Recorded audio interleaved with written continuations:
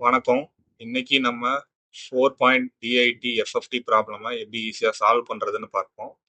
Question X of N is equal to 1,0,1,1 கொடுத்துருக்காங்க. எஃப்எஃப்டியில் முதல் rule என்னன்னா இன்புட்டை அப்படியே வரிசையாக எழுதக்கூடாது. அதை பிட் ரிவர்ஸ் பண்ணி அதாவது x0, x2, x1, x3 அப்படின்னு மாற்றி எழுதணும். அப்போ நம்ம இன்புட் வரிசை 1,1,0,1 அப்படின்னு மாறிடும். இப்போ ஸ்டேஜ் 1 இதுல 2 சின்ன 2 பாயிண்ட் பட்டர்ஃப்ளைஸ் இருக்கு. பட்டர்ஃப்ளை ஸ்ட்ரக்சரோட ரூல் ரொம்ப சிம்பிள். நேரா போற லைனை ஆட் பண்ணணும். கிராஸ் ஆகி போற லைன்ல -1 மல்டிப்ளை பண்ணி ஆட் பண்ணணும். முதல் பட்டர்ஃப்ளைல 1 + 1 = 2 கிடைக்கும். கீழே 1 - 1 0 கிடைக்கும். ரெண்டாவது பட்டர்ஃப்ளைல 0 + 1 = 1.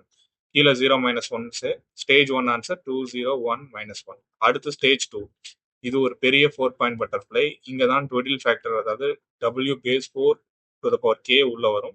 மேலே இருக்கிற லைனுக்கு டுவெடில் ஃபேக்டர் 1, கீழே இருக்கிற லைனுக்கு -j. ஸ்டேஜ் 1ஓட ஆன்சரை இது கூட சேர்த்து கிராஸ் மல்டிப்ளை பண்ணி ஆட் பண்ணணும். மேலே 2 + 1 டைம்ஸ் 1 = 3. அடுத்து 0 + -1 டைம்ஸ் -j.